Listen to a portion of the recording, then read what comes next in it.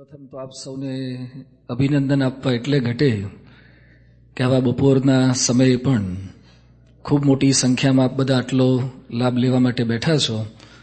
દેશમાં બધું અશક્ય જેવું લાગે છે, કારણ કે એમાં એ ગુજરાતમાં ને એમાં અમે લોકો જ્યાં રહીએ છીએ રાજકોટમાં, ત્યાં તો આખું શહેર બપોરે 1 થી 4 સૂઈ જાય છે. એટલે આવા બધા પ્રાઇમ ટાઈમે પણ આપ બધા પોતાની ઊંઘ છોડીને આ બધું કરો છો, એ ખૂબ સારી વાત છે. એક જગ્યાએ મેં શિબિરમાં આવી વાત કરી એટલે ખરી ભક્ત પછી મને કહી ગયા કે સ્વામી, એમાં એવું કંઈ નથી, અમને ઊંઘ આવતી જ નથી, કે એટલા પ્રશ્નો છે એટલે હોવાતું જ નથી. એટલે હમણાં થોડાક પ્રશ્નોની ઝલક આપણે સૌએ પ્રાપ્ત કરી. આપણે રોજ સવારે ન્યૂઝપેપર ખોલી, ઓનલાઈન કે હાર્ડ કોપીમાં, દેશમાં ગુજરાત સમાચાર કે સંદેશ કે ભાસ્કર કે અહીંયા તમારા પ્રદેશના જે કંઈ છાપા છે, અલગ અલગ પ્રશ્નો રોજ ઘણા બધા આપણા નજર સમક્ષ તરવરે છે. ક્યાંક પ્રશ્ન આવે છે ગ્લોબલ વોર્મિંગનો પ્રોબ્લેમ છે, ક્યાંક પોલ્યુશનનો પ્રશ્ન છે, ક્યાંક પોપ્યુલેશનનો પ્રશ્ન છે, ક્યાંક વિશ્વયુદ્ધ થવાની મનની અંદર ગભરામણ છે, ક્યાંક પાણીના પ્રશ્નો છે, ક્યાંક ટેરરિઝમનો પ્રોબ્લેમ રહ્યા કરે છે. અગણિત પ્રશ્નો રોજ સવાર સાંજ છાપું ખોલીએ ને આપણા સૌની નજર સમક્ષ બધા તરવરે છે.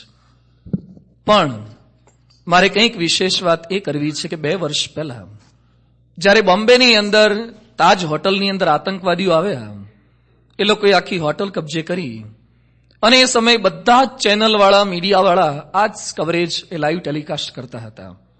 જે દિવસે લગભગ 100 જેટલા માણસો મરી ગયા, બહુ દુઃખદ ઘટના હતી, આઘાતજનક સમાચાર કહી શકાય ભારત માટે. છતાં એ દિવસે પણ ભારતવાસીઓ બધા જ પોતાના ઘરે જમ્યા હતા, કોઈએ ઉપવાસ નહોતો કર્યો. બહુ દુઃખ લાગી ગયું, આટલા બધા માણસોને આવું થઈ ગયું તો આજે આપણે ખાવું નથી.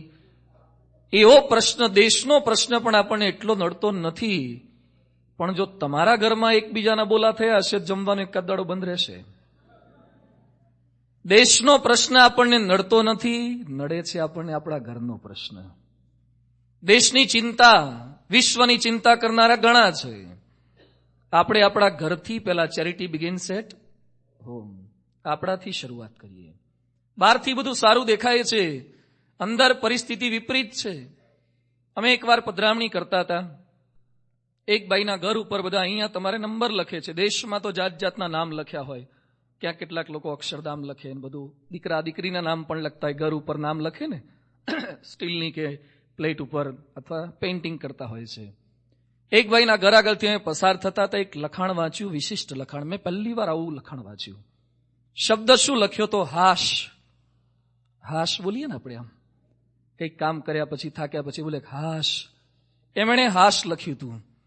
એટલે મેં એમને પૂછ્યું કે આવું તો કોઈ ભગવાનનું નામ નથી, કોઈ દીકરા દીકરીના નામ આવા ના હોય, તો તમે હાશ કેમ લખ્યું? મન કે આગા પાછા ઉછીના કેટલાય કર્યા, તારે મોણ મોણ ઘર પૂરું થયું છે. એટલે હવે ઘર પર લખ્યું છે હાશ. હવે તો શાંતિ થઈ. પણ કે લખ્યું તો એ કે શાંતિ તો છે નહીં. ઘર ઉપર ખાલી હાશ લખવાથી શાંતિ નહીં થાય. કેટલાકના ઘર ઉપર લખે છે હોમ સ્વીટ હોમ. ઘર ઉપર સ્વીટનેસ લખ્યું હોય પણ અંદર સ્વીટનેસનો છાંટોય ના હોય. બહાર સુખ સદન ને શાંતિ સદન, શાંતિ જ ના હોય. ટાઇટલ આપી દેવા માત્રથી ઘર સારા નહીં થઈ જાય. ટાઇટલ આપી દેવા માત્રથી ઘરમાં શાંતિ આવી નહીં જાય, અશાંતિ રહે છે. મોટા મોટા માણસોને પણ જ્યારે ઘરના પ્રશ્નો આવે છે, હિંમત હારી જાય છે. મારે આજે આપને વાત કરવી છે પૂર્વકાળની અને અત્યારની. રામાયણમાં દશરથનો ઉલ્લેખ આવે છે. દશરથ બહુ જ સમર્થ રાજા હતા, ચક્રવર્તી રાજા હતા. પણ એ દશરથને એના ઘરમાં જ્યારે પ્રશ્ન આવ્યો, કેવા સમર્થ રાજા હતા. ઇન્દ્રને જ્યારે દેવોને દાનવો સાથે યુદ્ધ કરવાનું થાય ત્યારે ઇન્દ્ર દશરથની મદદ પૃથ્વીલોક પરથી માગણી કરતા હતા. આવા એ દશરથ હતા કે અવકાશ માર્ગે પણ લડવા દશરથ જતા હતા. ઇન્દ્ર એમનું આસન રાખે, ચક્રવર્તી રાજા. પણ એ દશરથના ઘરમાં પ્રોબ્લેમ થયો. રામને જંગલમાં મોકલવાના થયા. દશરથ હિંમત હારી ગયા. રામના જંગલમાં જવાના 7 દિવસની અંદર જ દશરથ ભાંગી પડ્યા અને મૃત્યુ પામી ગયા.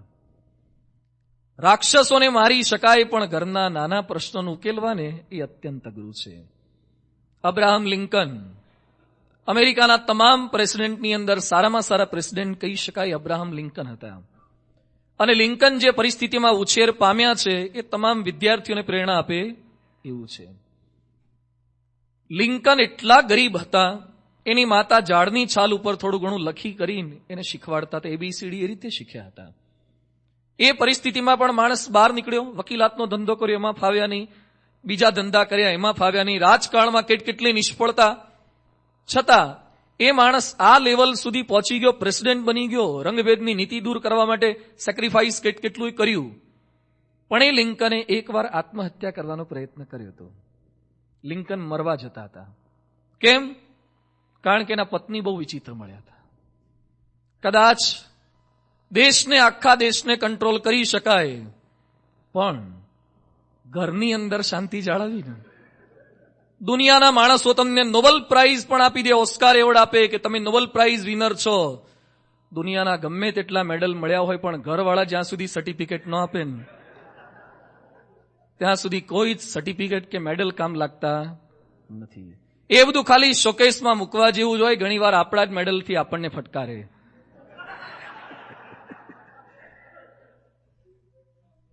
એટલે લિંકન આદર્શ પ્રમુખ થઈ ગયા, પણ ઘરના પ્રોબ્લેમ એને હેરાન કરતા હતા. દીકરાના પ્રશ્ન છે, દીકરીના પ્રશ્નો છે, ઘરના જાતના પ્રશ્નો આવા રહ્યા કરે છે. એકવાર એક ભાઈ પ્રશ્નોથી કંટાળી ગયા, પોલીસ સ્ટેશને ગયા. પોલીસને કહે છે કે સાહેબ હું બહુ દુઃખી છું. શું થયું? કે બહુ દુઃખી હું, આખી દુનિયામાં મારા જેટલો કોઈ દુઃખી નહીં હોય. ઘરવાળા વિચિત્ર મળ્યા છે, બોલે છે, કયું કરતા નથી. પોલીસ કે બહુ ઉતાવળા ના થાવ, તમારા કરતા તો વધારે દુઃખી અમે છીએ. એ કે કેમ?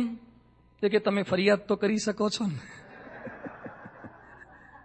અમારે આ તકલીફ છે, પણ અમારે ફરિયાદ ક્યાં કરવી? કે પ્રશ્ન, અગણિત પ્રશ્નો પ્રત્યેક લેવલના માણસોને રહ્યા કરે છે.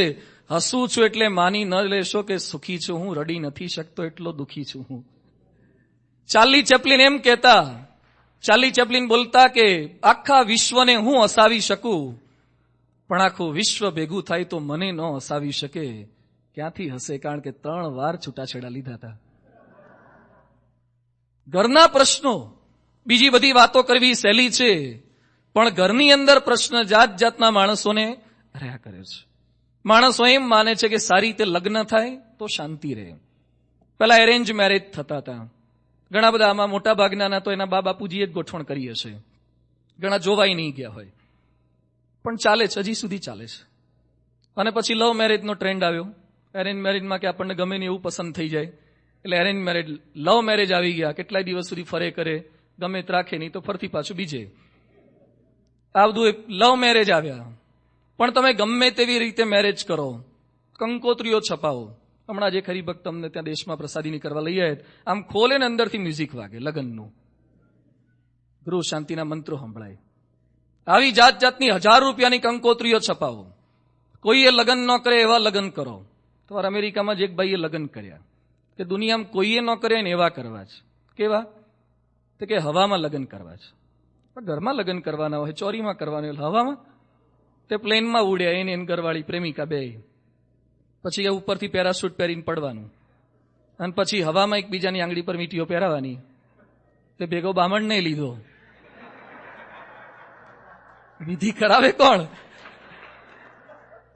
તે વિમાનમાંથી પડ્યા પેરાશૂટમાં, ને એકબીજાની આંગળી પર વીંટી પહેરાઈને પેલો મંત્રો બોલ્યો જે કઈ સંભળાયું હોય. અને પછી છાપામાં એક દુનિયામાં કોઈએ લગ્ન ન કરે એવા હવામાં લગ્ન કર્યા. પણ એને ખબર નથી કે જો સ્વભાવ સેટ નહીં થાય ને બધી હવા નીકળી જશે.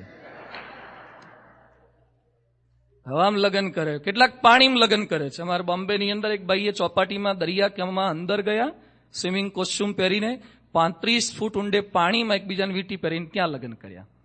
એટલે પાણીમાં લગ્ન કરો કે હવામાં કરો, જ્યાં લગ્ન કરવું પણ હખણા રહો. લગ્ન ક્યાં કરો છો અગત્યનું નથી, શાંતિથી રહો બે જણા. પણ માણસો એમ માને છે કે આ રીતે લગ્ન કરીએ, લાખોનો ખર્ચો કરે, જાતની વિડીયો ઉતરાવે છે, લાઈવ ટેલિકાસ્ટ કરાવે છે. હવે તો વિડીયો એવી ઉતરાવે, પહેલા તો ક્યાં આવા ફોટોગ્રાફ હતા. પછી લગ્નના આલ્બમ આવ્યા, એમાં ફોટા કાઢવાના અને પાછા પ્લાસ્ટિક ચોટી જાય, કેટલું બધું થાય. હવે તો પાછું ફિક્સ કલર કેટલું સરસ નીકળે છે. પછી વિડીયો ડીવીડી બહાર પડે, લગ્નની ડીવીડી આખી સરસ કરાઈ હોય છે, જાત જાતના ફોટોગ્રાફ આખા બહાર પડે. સારામાં સારો લાખોનો ખર્ચો પડ્યો હોય, પણ એવી હજારો ડીવીડીઓ છે કોર્ટમાં પડી છે, બેમાંથી કોઈ લેવા રાજી નથી. એક કાળમુખાન મોઢું મારે નથી જોવું કે એવી કેટલી ડીવીડીઓ પડી રહી છે.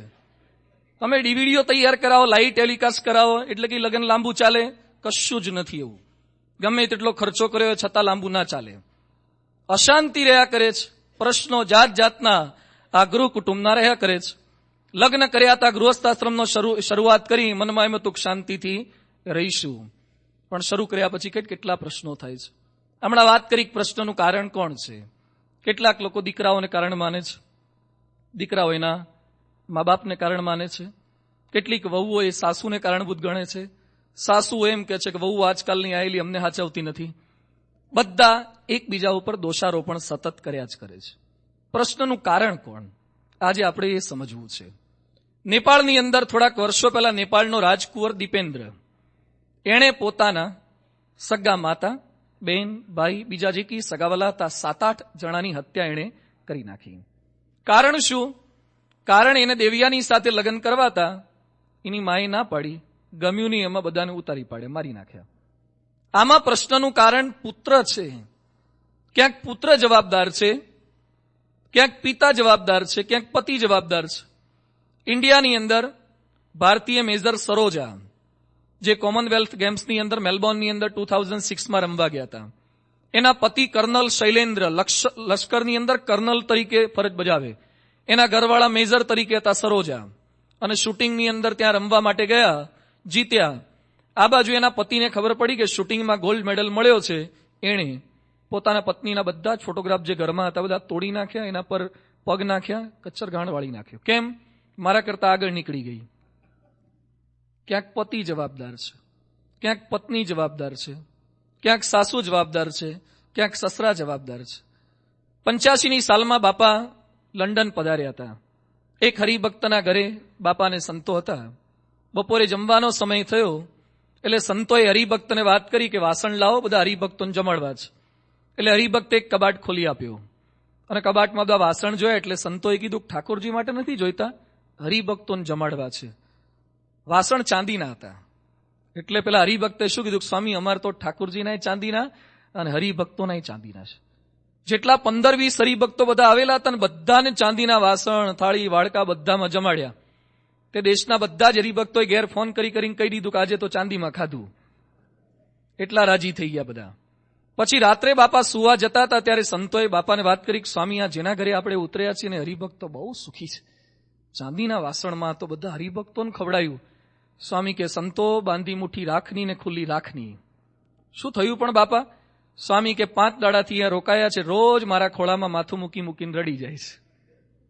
ચાંદીના વાસણ છે પણ પ્રશ્ન એને એટલા જ છે, એનો દીકરો એની સામે, સગ્ગો દીકરો એની સામે કોર્ટે ચડ્યો છે. તો બહારથી સારું લાગે છે.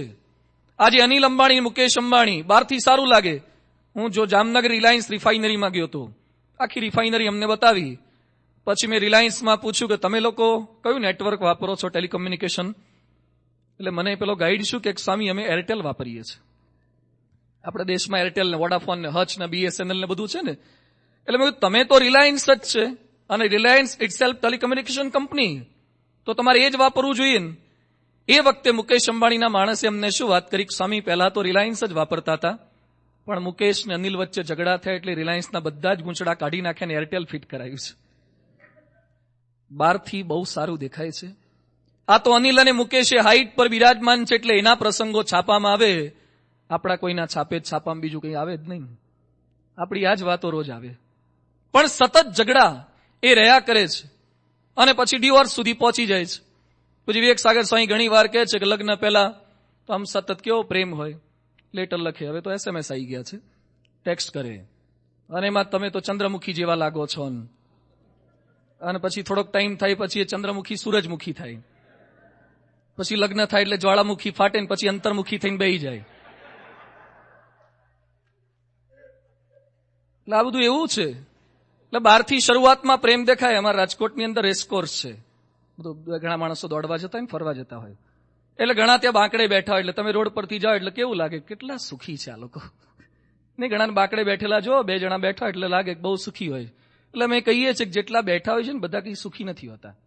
એ બધા 3 પ્રકારની વાતો કરતા હોય છે. કેટલાક સુખની વાતો કરતા હોય, કેટલાક દુઃખની વાતો કરતા હોય, કેટલાક દુઃખની વાતો કરતા હોય. આ 3 પ્રકાર છે. જેને તાજા લગ્ન થઈ ગયા હોય ને લગ્ન થવાના બાકી હોય ને એ બધા સુખની જ વાતો કરતા, આનંદમાં જ હોય એ બધા.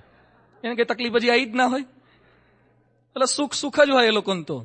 અને પછી લગ્ન થાય ને 1-2 દીકરા થાય અને એને ભણાવવાના પ્રશ્ન, ગેસનો બાટલો ટાઈમે ન આવે ને આ બધા પ્રોબ્લેમ થાય, એટલે થોડુંક સુખ ને થોડુંક દુઃખ. અને જે પેલા થોડાક મોટી ઉંમરના બેઠા હોય ને એ બધા દુઃખની વાતો કરતા હોય. એટલે જેટલા ભેગા બેઠા હોય એટલે બધા બહુ સુખી હોય એવું પણ ન સમજી લેવું. બહારથી લાગે છે, અંદર પ્રશ્નો છે, અને પછી છૂટાછેડા સુધી કેમ પરિણમે છે. અગ્નિની સાક્ષીએ ફેરા ફર્યા હતા, વચન આપ્યા હતા કે જીએંગે સાથ, મેડ ફોર ઈચ અધર, એકબીજા માટે જન્મ્યા છીએ, અને છતાં પણ આવી પરિસ્થિતિ કેમ સર્જાય છે, કેટલા છૂટાછેડા દેશમાં અને પરદેશમાં બધે કેમ થાય છે. કારણ શું? લાખો રૂપિયાનો ખર્ચો કેમ થાય છે? તો જવાબદાર કોણ છે? કોઈ વ્યક્તિ જવાબદાર નથી, આપણા સૌમાં રહેલો અહંકાર અને મમત્વ જવાબદાર છે. બધા જ સારા છે, છતાં આપણા સ્વભાવો આપણને આ ખોટું કરાવડાવે છે.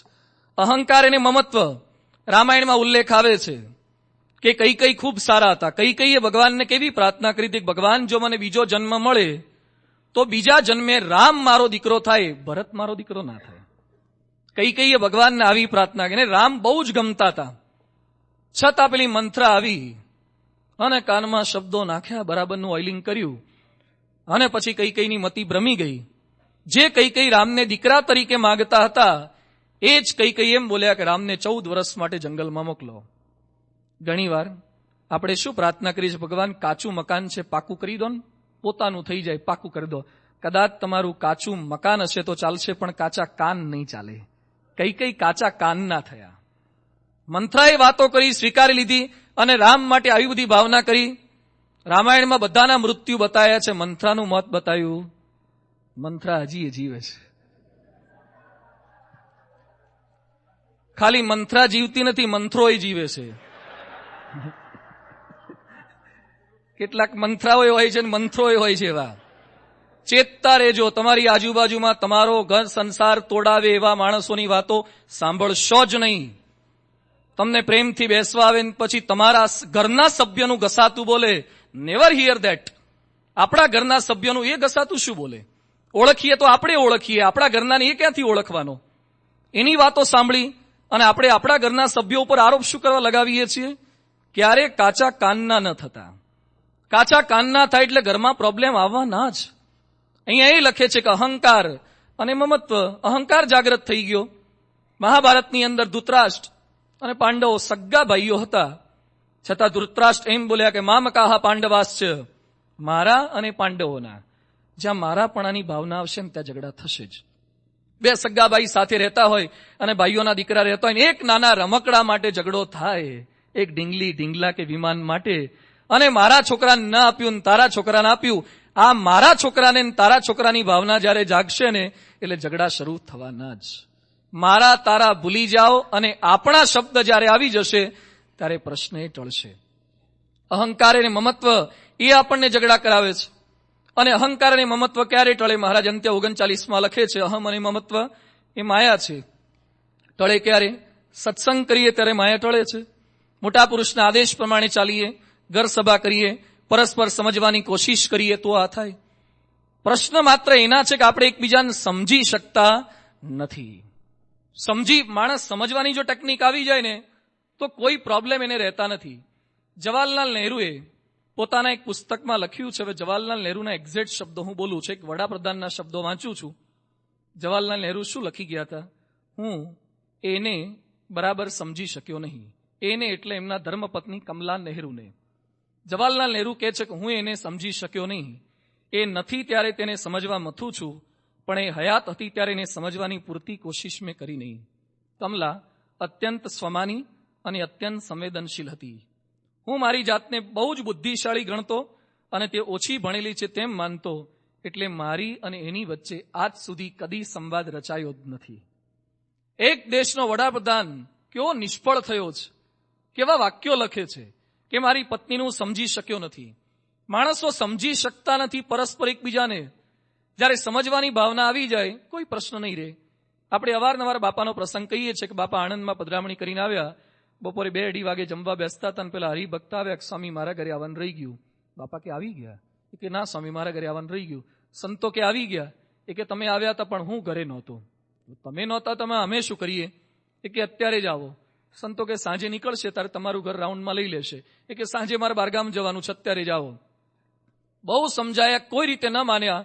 2:30 વાગે પરમ પૂજ્ય પ્રમુખ સ્વામી મહારાજે પોતાના પત્તરમાં પીરસાઈ ગયું તો સ્વામીએ પત્તર ઉપર કાગળ ઢાંક્યો અને કાગળ ઢાંકતા પ્રમુખ સ્વામી મહારાજ એક વાક્ય બોલ્યા, સંતો એ નહીં સમજે, આપણે સમજી જઈએ, અને સ્વામી પધરામણી કરી આવ્યા. એમ આપણે પણ ઘરની અંદર આ એક વાક્ય આખી શિબિરમાંથી યાદ રાખીએ કે ઘરવાળા નહીં સમજે, સાસુ નહીં સમજે, વહુ નહીં સમજે, દીકરા નહીં સમજે, એ નહીં સમજે, આપણે સમજી જઈએ. આપણે મનમાં એક કેળવીએ, એ નહીં માને, એ નહીં સમજે, આપણે સમજી જઈએ તો પ્રોબ્લેમ માત્ર એ સમી જાય છે. પણ માણસો સમજી શકતા નથી. સમજવા માટે પહેલા એને સાંભળવા પડે છે. પહેલું તો આપણે સાંભળતા જ નથી. એકવાર એક ઓફિસની અંદર ધડાકો થયો જોરથી. એટલે બોસ એકદમ બહાર આવી ગયા એમની ચેમ્બરમાંથી, અને જેટલા કઈ સ્ટાફના મેમ્બર્સ બેઠા બધાને ખખડાવવા માંડ્યા. એ કે વર્ષોથી આટલી સરસ ઓફિસ જમાવી, મારા બાપુજી ઇન્વેસ્ટમેન્ટ કર્યું, બધું ફર્નિચર તોડી નાખવાનું છે. 5-10 મિનિટ સુધી ફાયરિંગ કર્યું. પછી થાક્યા એટલે કે બોલો શું થયું તું? એટલે એક ભાઈએ કીધું, સર કોઈએ કશું જ તોડ્યું નથી. ઉપર સેલ્ફમાં ફાઇલ મૂકેલી હતી, ફાઇલ લેવા એક ભાઈ ટેબલ પર ચડે, એમાં એનો પગ લપસ્યો એટલે નીચે પડવાનો અવાજ થયો. ટેબલ પણ પડ્યું નથી. એટલે પેલા સર શું બોલ્યા, તો પેલા કેવું જોઈએ ને, પણ પેલા સાંભળવા તો સાંભળો તો ખરા. ઘણા સાંભળતા જ નથી. તો પેલા સાંભળતા શીખીએ. પરમ પૂજ્ય પ્રમુખ સ્વામી મહારાજ પાસે હજારો લાખો માણસો કેમ આવે છે? સ્વામી કોઈને કશું આપી દેતા નથી. પ્રમુખ સ્વામી દરેકને કાન આપે છે. શું આપે છે? કાન આપે છે. કોઈક માણસને શાંત રાખવા માટે છોકરો બહુ બૂમો પાડતો હોય ને એને તમે ધાન આપી દો, ધાન એટલે જમવાનું આપી દો, કેવા ડાયડમરા થઈ જાય છે. છોકરો રોતો હોય ચોકલેટ આપી દો તો કેવા ડાયડમરા થઈ જાય છે. ઘણી વાર મોટા રોતા હોય તો એમ ચોકલેટ ના અપાય. એને કાન આપો. એની તકલીફો, એના પ્રશ્નો એ તમે ખાલી સાંભળો. આપણે સાંભળતા જ નથી કોઈનું. ભલે તમે સાચા હોય તોય સાંભળવાના જ.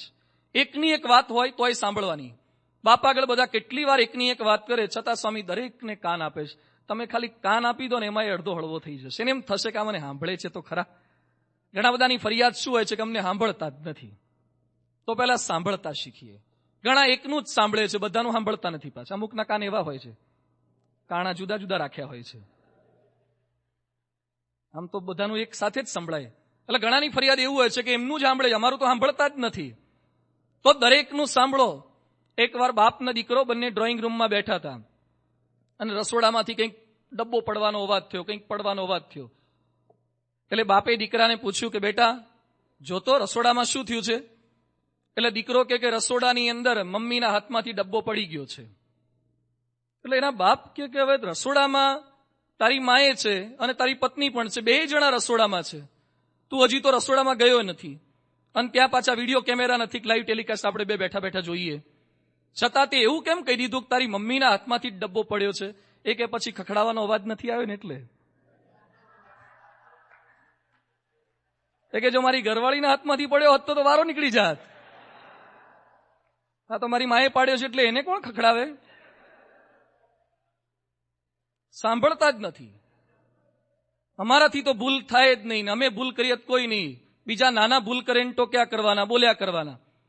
એકવાર એક બાપુજીને છોકરાને ખખડાયા કરે, આટલા ઓછા ટકા લાવે છે, હરખું ભણતો નથી, અમે તમારા જેવડા હતા તાર કેટલા ટકા લાવતા હતા. છોકરાને એકવાર પિત્તો છટક્યો અને બાપુજીને કે ઘડીએ ઘડીએ મને ટોક્યા કરો છો, આમ કરતા હતા આમ કરતા હતા. એ કે જવાહરલાલ નહેરુ તમારા જેવા હતા ને તો વડાપ્રધાન થઈ ગયા, તમે સરપંચ નથી થયા. અમને જ કીધા કરો છો દર વખતે. એટલે આ જે ટોકવાની વૃત્તિ છે ને આપણી સતત, આપણને સંભળાવવામાં રસ છે. સંભળાવાનું બંધ કરી દો, હવે સાંભળવાનું શરૂ કરો. સ્વામી આ કરે, સ્વામી અમને કોઈ સંતોને ક્યારે સંભળાવતા જ નથી. સ્વામી ક્યારે અમને એવું નથી કહેતા કે અમે તો આવી તકલીફો, અમે ગાડામાં ફર્યા હતા, અમને બધાને ગાડીઓ આપે છે. એ ગાડામાં ફર્યા હતા, એને તકલીફો ભોગવી છે. અમને આજ સુધીમાં પ્રમુખ સ્વામી મહારાજ ક્યારેય પૂછતા નથી કયા કપડાં પહેરો છો, કઈ ગાડીમાં ફરો છો, ક્યારે પ્લેનમાં ફરો છો, ક્યારેય નહીં. એ ક્યારે પોતે જે તકલીફો ભોગવી છે એની વાત કરતા જ નથી. આપણે રોજ લેક્ચર આપ્યા જ કરીએ કે અમારા જમાનામાં આમ હતું, અમે તો આવી તકલીફ ભોગવતા, તમે આજકાલના આયેલા. તો આ જે આપણું લાંબુ લેક્ચર છે ને એને બંધ કરી દઈએ. આ જે બધી વાતો છે ને એ ઘરમાં તકલીફો કરે છે. સંભળાવાનું બંધ કરીએ, સાંભળવાનું શરૂ કરીએ અને વ્યક્તિ જે બોલે એને સમજતા શીખીએ. હરિલીલા કલ્પતરુ ધર્મગ્રંથની અંદર મહારાજે સંતોને હરિભક્તો આવેલા હતા એટલે પીરસવાનું કીધું. બધા હરિભક્તોને પીરસો તમે. સંતો પીરસવા જતા હતા એટલે મહારાજે વાત કરી કે સંતો પીરસતા ધ્યાન રાખજો, પીરસવાની પણ એક કળા છે. કઈ રીતે મહારાજે કળા શીખવી કે કોઈકને તમે આપવા જાઓ ને બધા હા ના બધા કહેશે, તમને સમજાવું. મહારાજ કહે છે હા હા દદ્યાત હુહુ દદ્યાત, દદ્યાત તર્જની તર્જની, શીશ કંપને પુનર્દદ્યાત ન દદ્યાત સિંહ ગર્જને. મહારાજ કે તમે કોઈકને લાડુ આપવા જાઓ અને ઘણા બધા છે ને હા હા હા આમ કરે તો એને આપવો જ, એને લેવો જ છે. ઘણા છે ને આમ ના પાડવી હોય પણ હા હા હા કરે એને આપવો જ. ઘણા માણસને તમે થાળીમાં મૂકવા જાઓ ને એટલે આમ કરે ના ના ના ના, હાથ બે આમ કરે અને પાછો નાના નાના કરે છે. જો તારે ખરેખર નહોતું જોઈતું તો હાથ ક્યાં રાખવા જોઈએ? થાળી પર. હાથ આમ કરે પૈકી નાના નાના તો નાખો છે, તો બે મૂકો. મહારાજ કે છે ખાલી એ બોલવા ખાતર બોલે છે. શીશ કંપને ખાલી માથું ઓલાવે એને પણ આપવું, પણ સિંહ ગર્જને ન દદ્યા. સિંહ ગર્જના કરે ને કે હવે એક પણ ન આપતા, પછી ન અપાય એને. ક્યાંથી બોલે છે ચીબરી, ક્યાંથી બોલી એ ઓળખતા શીખો. કઈ જગ્યાએથી બોલે છે. ઘણી વાર માતા એ રસોડામાં કામ કરતી હોય, ગામડામાં પેલા ચૂલા હતા અને છોકરો એની પાસે આવે, ઘડીએ ઘડીએ ચૂલા પાસે નજીક આવે એટલે છોકરાનું બાવડું ચાલે, એની માં ધક્કો મારે અને કે જા આગો મર. હવે માતા બોલી એ શું બોલી કે આગો મર. હવે ખાલી તમે શબ્દથી એવું માની લો કે માં મરવાનું કે છે મને. માં પોતાના સગા દીકરાને મરવાનું કે? વાક્ય આગો મર છે પણ આગા મરમાં માની ભાવના એવી છે કે બેટા તું નજીક ના આવ, અહીંયા અગ્નિ છે, સળગી જઈશ, તું દૂર જા તો વધારે જીવીશ. ખાલી વાક્યને ના પકડો. કોઈ તમારા પર ગુસ્સે થઈને બોલે તારું મોઢું ન બતાવતો એટલે કાંઈ મત જતું રહેવાનું હોય. મોઢું ન બતાવતો ઇનકેસ એમ કહેવા માંગે છે કે તું આવી ભૂલ ન કરતો. ઘણી વાર ઘણા મા બાપ એમ કે છે કે આના કરતા તો પથરો પાક્યો હોત તો સારું થાત, આના કરતા તો વાંજિયા રહ્યા હોત તો સારું થાત. એટલે આપણે કઈ મરી જવાનું હોય? સાંભળી લેવાનું હોય, થોડુંક સુધારવાનો પ્રયત્ન કરવાનો હોય. પણ ખાલી વાક્ય ઉપર ધ્યાન ન આપો, એ વાક્યની પાછળનો તાત્પર્યને સમજવાનો પ્રયત્ન કરો. ઘણી વાર તમે કીધું હોય કે આજે ઓફિસેથી આવી જઈશ, તૈયાર રહેજો, અને ઘરવાળા તૈયાર થયા હોય તમે પાછા કંઈક કામમાં જાઓ ભૂલી જ જાઓ, પહોંચો જ નહીં. અને પછી થોડા દિવસ રહીને તમે કહો ફરવા જવું છે, ના કે નથી જવું. હવે પાડે છે ના પણ અંદર એમ છે કે આજ સુધી તમે કયા દાડે લઈ ગયા છો. હવે મારે તમને આ બધું હું સમજાવું.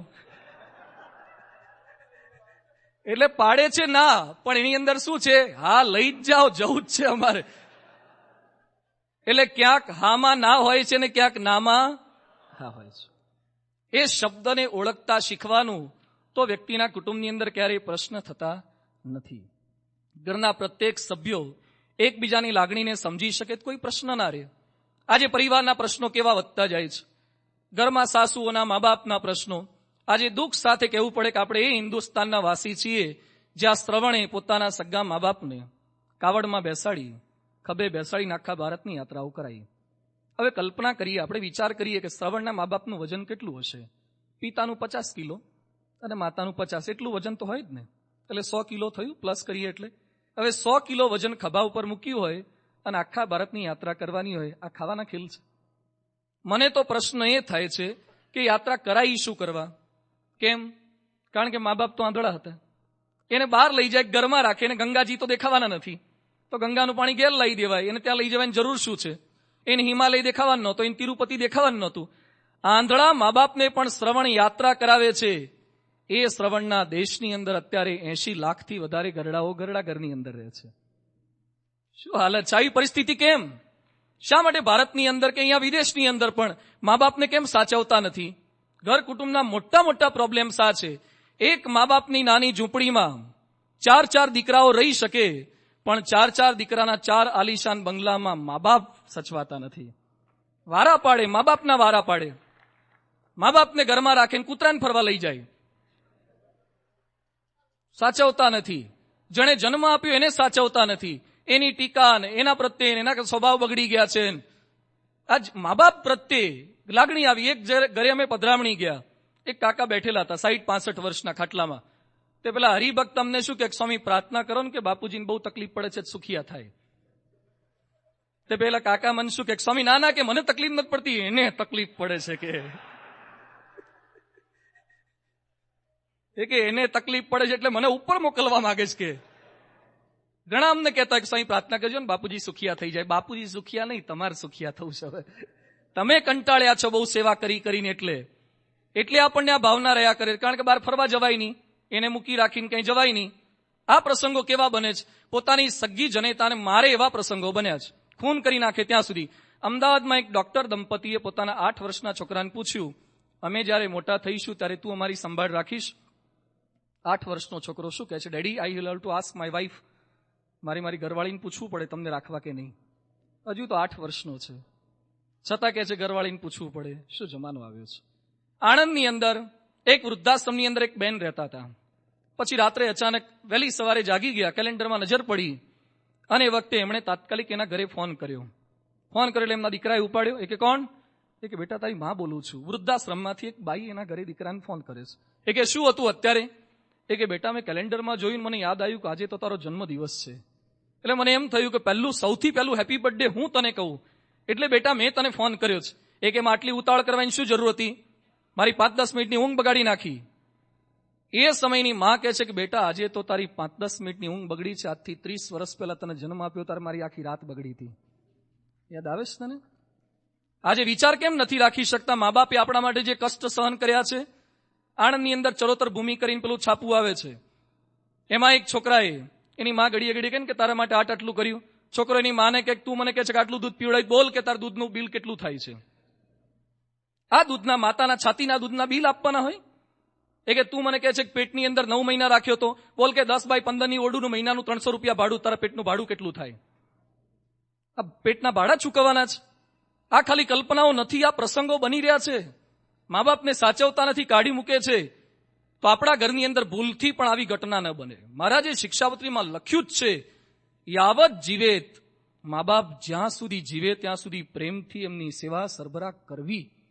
એમના સ્વભાવ ભલે આપણને ન ગમે, આપણે નાના હતા તોય નતા ગમે એવા, છતાં એમણે આપણું સાચવ્યું છે, એમણે આપણા કપડા બદલ્યા છે, એમણે આપણી સેવા સરભરા કરી, એમણે આપણી માગણીઓ સંતોષી છે. તો એમને પણ પ્રેમથી રાખવા એ આપણા સૌની પવિત્ર ફરજ બને જ છે.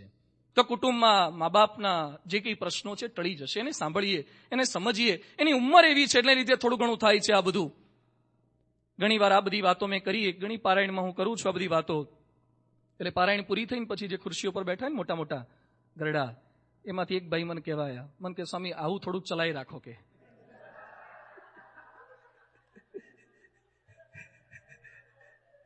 કે ખરેખર આની જરૂર છે, બીજું પૂજાનું પ્રવચન ઓછું કરશો ચાલશે. કે ખરેખર આની જરૂર છે, કે હાચવતા જ નથી અમને, કે તકલીફ પાડે છે, કે ખાવાનું જોઈએ ત્યારે આપતા નથી. એટલે પછી મેં કીધું કે અમારે ખાલી ખુરશી વાળાને રાજી નથી કરવાના, નીચે વાળાને રાજી કરવાના હોય છે. એટલે ઘરમાં જેટલા કઈ પ્રોબ્લેમ થાય છે ખાલી દીકરા દીકરીઓના પેલા વર અને વહુના જ નથી હોતા, મા બાપના પણ એટલા જ હોય છે. એટલે એક પુસ્તક લખવાનો વિચાર આવે એવું છે કે મા બાપોએ વિકસાવેલી દુઃખી થવાની કળા. શું? મા બાપોએ વિકસાવેલી દુઃખી થવાની કળા. એવા વિચિત્ર સ્વભાવ હોય છે એટલે મા બાપ દુઃખી થાય છે. સાસુ સસરા કેમ ગમતા નથી? એટલા વિચિત્ર સ્વભાવ એને છેલ્લે રાખ્યા હોય છે. લીંબોડી જયારે પેલી પડવાની થાય ને ત્યારે લીલામાંથી પીળી થઈ જાય છે ને કડવામાંથી ગળી થઈ જાય છે. તમે હવે પડવાના થયા, હવે તો ગળા થાવ. છેલ્લે સુધરતા નથી. તો ફેરફાર કરવો જોઈએ. ઘરમાં દીકરાને એના ઘરવાળાને બધા રાખે છે તમને, તો એ સવારના પોરમાં 4:30-5 વાગે ઉઠી જાય, વાસણ ખખડાવે, ડોલો ટમ્બલર ખખડાવે કે ઉઠો. અલા પણ એને તો હુવા દો, તમારી ઊંઘ ઉડી જાય છે. તો આ આપણી કુટેવ છે. રહે છે દીકરાના અને દીકરાના વહુના ત્યાં, અને જે કઈ પૈસા ભેગા થાય એ બધા છોકરીઓના છોકરાઓને મોકલાવે છે. ક્યાંથી રાખે પછી? અને આટલું સાચવે છે, ભેગા રાખે છે, તો એ સમજવું. દર વખતે છોકરો અને છોકરાના ઘરવાળા એના દીકરા દીકરી ફરવા જતા હોય અને દર વખતે તૈયાર થઈ જાય, હું અહીં આવું. અલા ના જવાય, દર વખતે ભેગા આવે. 70 વર્ષે તમને કે ક્રુઝમાં લઈ જવાના હોય ફરવા, આવું તો બધું 25 જાતનું છે. એમાં જ પારાયણ થઈ જાય એવી છે મારા હાટફટ જવા. એટલે મા બાપ જાણી જોઈને દુઃખી થાય છે. આપણા એવા સ્વભાવ ઘરમાં સાનુકૂળ થતા આવડે વૃદ્ધાવસ્થા હશે તો એ સારા સ્વભાવ રાખીએ બધા સાચવશે. આજે પ્રમુખ સ્વામી મહારાજ 90 વર્ષના છે, ક્યાંય થૂકતા નથી. નહીં, ઘણા મોટા થઈને થૂકવા માંડે, જ્યાં જ્યાં લેપા જ પાડ્યા કરે. તો સ્વામી 90 વર્ષના તો એ કશું જ કરતા નથી. સ્વામી કોઈની ટીકા કરતા નથી, કુથલી કરતા નથી. એટલે દરેકને એમ થાય છે કે બાપા મારા છે. જો બધાને એમ લાગે છે કે બાપાને સાચવીએ, બાપા વધારે જીવે, કારણ કે બાપા એવું જીવે છે એટલે બધા એમ કે બાપા વધારે જીવો, પણ આપણા બાપા ઘરમાં હરખું જીવતા નથી એટલે એમ કે છે કે બાપા વહેલા જાય. તો આપણે મા બાપ બન્યા છીએ એવું જીવતા શીખીએ, સંતાનો સાથે પ્રેમથી રહીએ, એની ભૂલોને પણ માફ કરીએ, તો ઘરની અંદર શાંતિથી રહી શકાય છે. પરસ્પર માતા પિતા કે સંતાનો એકબીજાનો અભિગમ એને સમજવાનો થોડો ઘણો પ્રયત્ન કરશે તો ઘણી શાંતિ રહે. માણસ માત્ર ભૂલને પાત્ર, એ મા બાપની થાય, અમારી થાય, તમારી થાય, સૌની થાય, પણ લેટ ગો કરવાની વૃત્તિ આ નથી રાખતા માણસો. વૃત્તિ એટલે બધું ભૂલો નોટ કર્યા રાખે, પણ ભૂલો ભૂલતા જવાની. ઘરના સભ્યોની ભૂલો ભૂલતા નથી.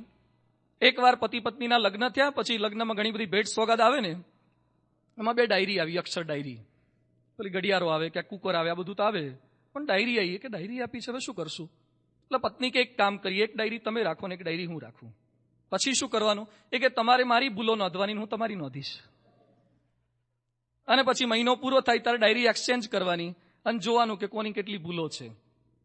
પછી 1 મહિનો ચાલ્યો, 1 મહિનો પૂરો થયો એટલે પત્નીએ પોતે જે કે પતિની ભૂલો નોંધી તે બધી પકડાઈ અને પતિએ પત્નીની પકડાઈ. પછી પત્નીની જે કંઈ લખેલી હતી ડાયરી, એ પતિ વાંચતા તેમાં લખ્યું હતું ટાઈમે આવતા નથી, જ્યાં ત્યાં બૂટ કાઢી નાખો છો, તમને કીધું ન એવા મિત્રોને ઘરે લઈ આવો છો, એક્સ્ટ્રા રસોઈ કરવી પડે છે. કેટલી ભૂલો, બધી પાના ભરાઈ ગયા હતા, 1 મહિનાથી ઉપરના પાના આટલી બધી લખી નાખી હતી. અને પછી પત્ની જોતા હતા કે પતિ રિસ્પોન્સ શું આપે છે. અને પછી પતિએ નજર કરી તો પત્નીને આંખમાંથી આંસુ પડતા હતા. એટલે પતિએ પૂછ્યું કેમ રડે છે? એ કે તમે તો મારા ભૂલો નોંધવાની હતી ડાયરીમાં કંઈ લખ્યું જ નથી, સાવ કોરી જ. એટલે પત્નીએ પૂછ્યું તમે કેમ મારી ભૂલો ના નોંધી? એટલે પતિ કે એમ તો તારી પણ નાની મોટી ભૂલ તો થતી હોય, પણ હું જ્યારે વિચાર કરું છું કે તું તારા મા બાપનું ઘર છોડીને પારકા ઘરમાં આવી છે અને પારકા ઘરને પોતાનું માનીને અમને બધાને આટલા સાચવે છે, ત્યારે તારી કોઈ ભૂલ મને દેખાતી જ નથી. આ વિચાર જો પતિ પત્ની પરસ્પર એકબીજાના આવા ગુણ જોવા લાગે તો ક્યાંથી પ્રોબ્લેમ થવાના? આ નથી જોઈ શકતા ને આપણને ભૂલને જ વિપુલ દર્શક યંત્રથી જોયા કરીએ છીએ. નાની ભૂલ હોય એને એમ્પ્લીફાઈ કરીને બોલ્યા કરીએ છીએ. તો નાની મોટી ભૂલો બધે જ થવાની, રહેવાના જ પ્રશ્નો. મુક્તાનંદ સ્વામી એકવાર વિચરણ કરતા હતા અને મુક્તાનંદ સ્વામી મહારાજને કીધું મહારાજ થોડાક સારા સાધુઓ આપો ને. આ બધા કયું નથી કરતા. તો મહારાજ કે કેવા આપીએ? એક આમ સુખદેવજી કપિલ જેવા આપીએ, આમ સુખદેવજી જેવા, નારદ સંકાદિક જેવા? હા કે મહારાજ એવા આપો તો સારું. પછી મહારાજ કેમ દત્તાત્રેય કપિલ જેવા આપું? હા મહારાજ તો વધારે સારા કહેવાય. મહારાજ કે એના કરતા રામકૃષ્ણ જેવા આપું? હા મહારાજ તો બહુ સારું કહેવાય. મહારાજ કે આ તમને જે આપ્યા છે ને એ બધા રામકૃષ્ણ જેવા જ છે, એટલે જ તમારું કયું નથી કરતા. એમ આપણા ઘરમાં કોક આવા અવતાર આવી ગયા છે એટલે બધું આપણું કયું ના કરે, પણ એની વચ્ચે ભાવના રાખીને એની ભૂલોને જતી કરતા શીખીએ. મેણા ના મારીએ, ટોન્ટ ના મારીએ. જામફળ બધાએ ખાધેલું હશે, અને જામફળ ખાઈએ ને ખાતા મજા આવે, પણ એની મોટી તકલીફ શું છે? એનો જે બીયો છે ને એ દાઢમાં ફસાઈ જાય, અને તમે ગમે તેટલો પ્રયત્ન કરો ને તો યાર ઘડીમાં નીકળે નહીં. પછી આપણે સાંખ્ય કરી દઈએ, હવે ભલે ન નીકળે, હવે કથા સાંભળવા શાંતિથી બેસીએ, ઘેર જઈને કાઢીશું. તો એ થોડીક વાર કથામાં 5-10 મિનિટ સાંભળે તો જીભ એકાદો આંટો મારી આવે, કદાચ નીકળી જાય. જામફળ ખાતા સારું લાગે, પણ મોટી તકલીફ એની એ છે કે ઠળીઓ ભરાઈ જાય છે. માણસોની દાઢ ખાલી ઠળિયા ભરાવે એવી જ નથી હોતી, ઘણા પોતાની દાઢમાં આખા માણસોને રાખે છે. આને તો દાઢમાં જ રાખ્યો છે, હવે એનો વારો પાડવો છે. બોલે છે ને આને તો દાઢમાં રાખ્યો છે. દાઢ ખાલી ઠળિયા સાચવતી નથી, દાઢ ઘરવાળાને સાચવે છે, પતિને રાખે દાઢમાં. દાઢમાં રાખવાનું બંધ કરીએ, કોઈને દાઢમાં ન રાખીએ. બતાવી દઈશ, તને તો જોઈ લેવો છે, આ બધું આપણને શોભતું નથી. બદલો લેવાની ભાવના નહીં, મેણા મારવાની ભાવના નહીં. એકવાર પતિ પત્ની વચ્ચે ઝઘડો થયો, મોટી ઉંમરે ઝઘડો થયો, અને પછી પત્ની રિસાઈને જતા રહ્યા. ઘણા દિવસો વીત્યા, પણ છતાં પેલા તેડવા જ ના જાય. એને આવું તું પાછું, પણ રાહ જોતા હોય છે ઘણા કે આવે તાર જઈએ, પણ પેલા આવે નહીં ત્યાં સુધી જવાય નહીં. આ બાજુ એની દીકરી લંડન ભણવા મૂકી હતી, એટલે દીકરીને ખબર પડી, એટલે એને પોતાની મમ્મીને પત્ર લખ્યો કે મમ્મી તમે 40-42 વર્ષના થયા ને આ ઉંમરે રિસાઈને જાઓ, કેવું દેખાય? અને મારા પાર્ટનર મને પૂછે તારી મમ્મી શું કરે છે, મારે જવાબ શું આપવો? એટલે મહેરબાની કરીને તમે પાછા આપણા ઘેર જતા રહો તમારી સાસરીમાં. એ કે હું નહીં જઉં, તારા બાપની ભૂલ છે, એ નમતું જોખે, એ પગે લાગે. કોઈ રીતે એની મમ્મી કન્વિન્સ ન થયા. છેવટે એની દીકરીએ એના પપ્પાને ફોન કર્યો, પપ્પા ભલે તમે જતું કરો, તમે લેટ ગો કરો. એના બાપુજી માની ગયા, ગાડી લઈને લેવા માટે ગયા. અને પછી મેમ સાહેબને કીધું કે આવી જાઓ, પેલા લેવા આવ્યા છે. એટલે પેલા આવ્યા અને ગાડીમાં બેસતા પેલા દરવાજો ખોલ્યો ને પેલા તો તેડવા જ આવ્યા હતા બિચારા. એણે નમતું જોખ્યું તું, તેડવા આવ્યા હતા. પેલા અંદર બેસતા પેલા નીચે ઉભા ઉભા શું બોલ્યા કે લ્યો આવું પડ્યું ને. તે પેલા એ દરવાજો બંધ કરી દીધો ને લીધા વગર જતા રહ્યા. હજી પેલા ત્યાં જ છે. જો ના બોલ્યા હોત તો ગોઠવાઈ ન જાત. શું કરવા બોલો છો પણ આ બધું? આ મેણા ટોણા એટલા મારે છે ને વાણી આ બધું તકલીફ કરાવે છે. વાણી કરાવે લાણી ને વાણી ફેરવે પાણી, બે કરે છે. એટલે બોલવામાં થોડો કંટ્રોલ રાખીએ આપણે. ઘરમાં ઘરના સભ્યોને કહેવત એમ છે કે બોલે એના, અને બીજી કહેવત છે કે નવ બોલ્યામાં કરવું શું? માપનું બોલવું, ગમે એવું બોલવું, દુઃખ થાય એવું ના બોલવું, ઝઘડા ન થાય એ પ્રકારનું બોલવું. આપણે કેળવી શકતા નથી એટલે પ્રશ્ન થાય છે. તો ઘર કુટુંબના પ્રશ્નો ટળી શકે સાથે બેસા. Family who stays together, who prays together, it's together. ઘરમાં તમે લાખો ડોલર કમાવો ને એક ટાઈમ ભેગા જમી ના શકો તો એ પૈસાને કરવાના શું? 3 ટાઈમમાંથી એક ટાઈમ સાથે જમવાનું રાખીએ. આપણે બેસીએ, એની લાગણીઓને. દીકરાઓ કયા ધોરણમાં ભણે છે તો યાદ રાખો. એક ઘરે મેં ગયા દેશમાં, ના બાપને પૂછ્યું છોકરો કેમ ભણે છે? કે 5મા 6મા ભણતો હશે. અમે શાકભાજીના ભાવ પૂછ્યા હતા તો 5-6 રૂપિયા કિલો હોય એમ બોલે છે. If you do not have time for your children, you do not have right to produce the children. જો તમને સંતાનો માટે સમય ન હોય તો સંતાન પેદા કરવાનો કોઈ અધિકાર નથી. સંતાન માટે ટાઈમ ફાળવીએ.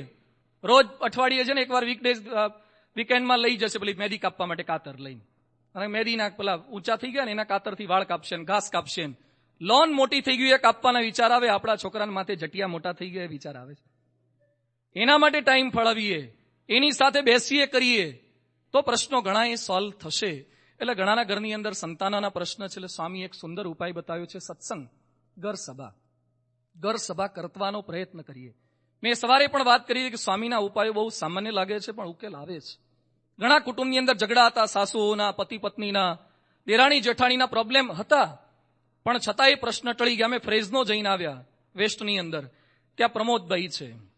પ્રમોદભાઈ, એમના ભાઈ, એમનું નામ ભૂલી ગયો, અને પછી મહેશભાઈ, 3 ભાઈઓનો પરિવાર છે. એ 3 ભાઈઓ એટલા સંપીલા છે, રોજ ઘર સભા કરે છે. 19 સભ્યોનો પરિવાર છે. જુદા જુદા રહે છે, અલગ અલગ વિસ્તારમાં મોટેલ છે. એટલે પણ કોન્ફરન્સ કોલ ઉપર ઘર સભા કરે છે. ઘર સભા રેગ્યુલર કરે છે. મેં પૂછ્યું તમારા દેરાણી જેઠાણી, વહીવટ બધો બધાને ઇકોનોમિકલ ભેગો છે, સેવા બધી ભેગી લખાવે છે. દેરાણી જેઠાણીના ઝઘડા નથી થતા? મને કે સ્વામી અમારે 3 ઘરવાળામાં એટલો સંપ છે, બધાએ નક્કી કર્યું છે કે એક જે વચન બોલે અને પછી જો બાપા રાજી થાય એવું હોય તો બીજા કોઈએ કશું બોલવાનું જ નહીં. ક્યારે અમારા આટલા વર્ષોથી ક્યારે પ્રશ્ન થયો નથી. અત્યારે અમેરિકાની અંદર પણ એવા કુટુંબો છે જે ઘર સભા કરે છે તો કોઈ પ્રોબ્લેમ નથી. એક પ્રશ્ન મને એવો લખ્યો હતો કે મારો દીકરો બહાર ભણવા ગયો છે અને આઉટલાઈને ચડી ગયો છે તો શું કરવું? ઘર સભા કરવી. અમારી સાથે પેલા પરેશભાઈ યાજ્ઞિક ફરે છે, એનો દીકરો પણ અહીંયા અમેરિકામાં રહે છે. તપસ્વી એનું નામ છે, ટેક્સાસ ભણે છે, અભ્યાસ કરવા ગયો છે. અમારી સાથે ફરે છે તો એ રોજ પેલા વેબ કેમેરા ઉપર ઘર સભા કરે છે. રોજ ઘર સભા કરે છે. દીકરા સાથે રોજ સાંજે 10-15 મિનિટ કથા વાર્તા કરી લે છે. જો મા બાપ એવા જાગૃત થયા હશે તો ક્યારેય કોઈ પ્રશ્ન નહીં થાય. તો આપણે એ જાગૃતિ લાવીએ, બેસીએ, થોડું ઘણું કંઈક વાંચન, એને સમજીએ, એનું સાંભળીએ, એની ટેલેન્ટ ઘર સભામાં રજૂ થાય. અઠવાડિયામાં પહેલા તો રોજ કરવાની, તેવી ખાલી બાપાએ 2 દિવસ વાત કરી છે. આ પણ થતું નથી.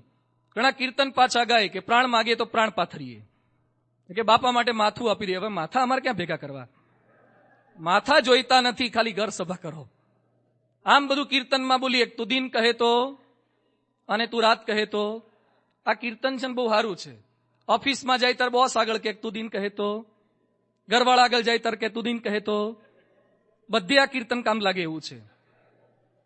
પણ બાપાએ જે કીધું છે, આ પરિજો એમ રાજી, સ્વામી જે બોલ્યા એમ ઘર સભા કરવી. ભલે ના સમજાય, અમુક આદેશો આપણને ન મનાય, પણ બાપા બોલ્યા છે એટલે સમયની સાનુકૂળતા કરીને કદાચ રાત્રે અનુકૂળ ના હોય, સાંજે, સવારે, બપોરે, જ્યારે ઘરના સભ્યો ભેગા થતા હોય નહીં તો એક સમય એવો આવશે, આ જનરેશનમાં તો આપ બધા બેઠા છો, પણ યંગ જનરેશન જે ગુજરાતી પૂરતું સમજતી નથી એને અમે શું વાતો કરવાના ગુજરાતીમાં. આ તો આ ઓલ્ડ જનરેશન બેઠી છે એટલે ગુજરાતીમાં પ્રવચનો આ બધું થાય છે. 25 વર્ષ પછી આ સભા મંડપમાં ગુજરાતી પ્રવચનો થતા હશે કે નહીં? જો ગુજરાતી નહીં શીખવી હોય તો એ પ્રશ્ન બની જશે. 25 વર્ષ પછી આપણી નવી જનરેશન એને શિક્ષાપત્રી, રામાયણ, ભાગવત, ગુજરાતની વાતો, ભારતની વાતો એ કોણ સમજાવશે, કોણ શીખવાડશે? એટલે અત્યારથી આપણે ખટકો રાખી સાથે બેસાડી જો પ્રયત્ન કરીશું તો વર્ષો સુધી ગમે તેટલી જનરેશન સુધી વાંધો નહીં આવે. અને છેલ્લે એ બધાને મંદિરે લાવતા કરો તો પણ શાંતિ થશે. બાળ સભામાં મોકલીએ, એને સંતો પાસે મોકલીએ. ઘણીવાર દેશમાં ઘણા કહે છે કે આ સંતો પોતાની પાસે બોલાવીને પગ દબાવડાવે છે.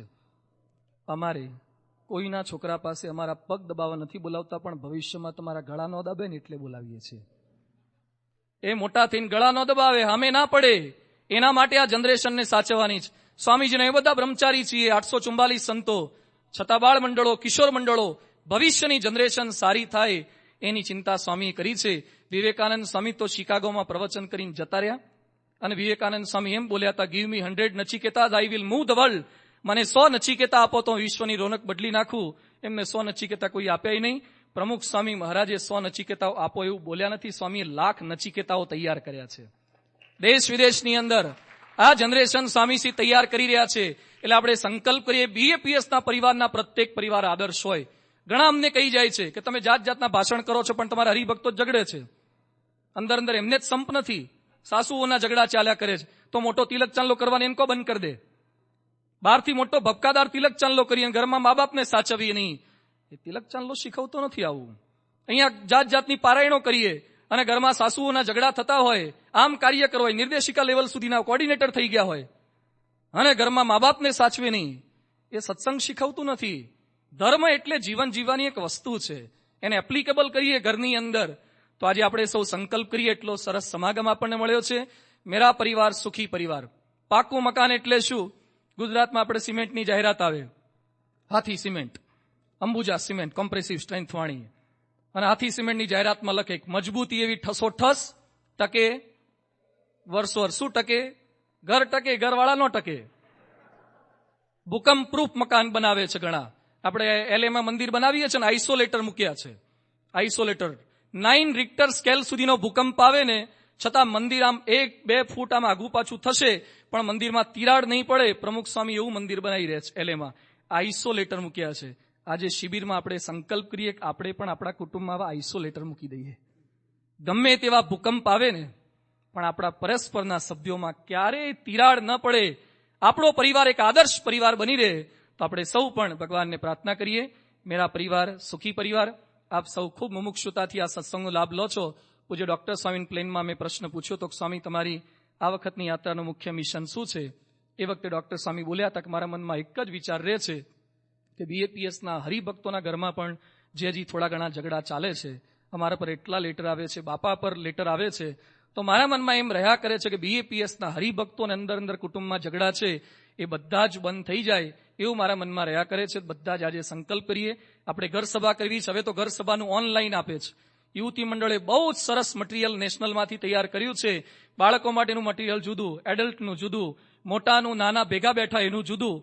તમે ઓનલાઈન ખાલી ક્લિક કરો ને આપણી વેબસાઇટ કે એમાંથી બધું જ મટીરિયલ 2 દિવસ સુધી શું કથા વાર્તા કરી બધું શીખવે છે. બધું તૈયાર છે, ખાલી ચાવવાનું આપણે છે. એકવાર અકબરે હાથની અંદર ચકલી પકડી અને પછી પેલા બિરબલને કહે છે કે બિરબલ આ ચકલી જીવે છે કે મરી ગઈ? બિરબલ બુદ્ધિશાળી હતા. અકબરે નક્કી કર્યું હતું કે એમ બોલે કે જીવે છે તો એને શું કરવું? મારી નાખવી. અને એમ બોલે કે મરી ગઈ છે તો છોડીને ઉડાડી મૂકવી. એટલે બિરબલ પાછા બુદ્ધિશાળી. બિરબલે જવાબ આપ્યો કે જહાંપના, it's your choice, it depends on you. એ તમારી ઈચ્છા છે. એમ આખી શિબિરમાં આટલી વાતો બધી થઈ છે. અમે તો વાતો કરી ગયા, બધી વાતો કરી, પણ જહાંપના આ બધા જહાંપના છો એટલે આપની ચોઈસ. જે કઈ ગમે, જે કઈ થોડી ઘણી વાતો ગમી હોય. અને સજ્જન માણસ એને કહેવાય. તમે પેલા ટાર્ગેટના મોલમાં કે સિસ્કોમાં કે મોટી બિલ્ડિંગમાં જાઓ ને અને 1-2 કલાક સુધી એર કન્ડિશનનો વાયરો ખાઈને કશું લીધા વગર નીકળી જાઓ ને, એને સજ્જનતા ના કહેવાય. 2 કલાક સુધી તમે કોઈક મોલમાં ફર્યા હોય ને તો છેવટે પેલી ટ્રોલીમાં તમારે ચોકલેટ તો લેવી, કંઈક તો લેવું, કંઈક તો. ઘણા ખાલી ગેસ સ્ટેશન ઉપર બાથરૂમ કરીને પાછા જતા રહે છે. એટલે ખાલી બાથરૂમ કરવા માટે ગેસ સ્ટેશન રેસ્ટરૂમ ના વપરાય, છેવટે ત્યાંથી ચોકલેટ લઈ જવાય. એટલે કોકને લાગે કે આપણા ત્યાંથી કંઈક લઈને ગયા, એમ અમને પણ એવું ના થાય કે ખાલી અહીંયા. એટલે કંઈક લઈને જજો, કંઈક સંકલ્પ કરીને જજો. તો એ બધા ભારતથી છેકથી આયા છે. હે રીત જહા કી પ્રીત સદા, ગુન વહી ગાતા હું, ભારત કા રહેને વાલા હું, ભારત કી બાત સુનાતા હું. એટલે આ બધા ભારતની આ બધી વાતો છે, તો ખરેખર આત્મસાત કરી શકીએ. મહારાજ સ્વામીના ચરણોમાં પ્રાર્થના.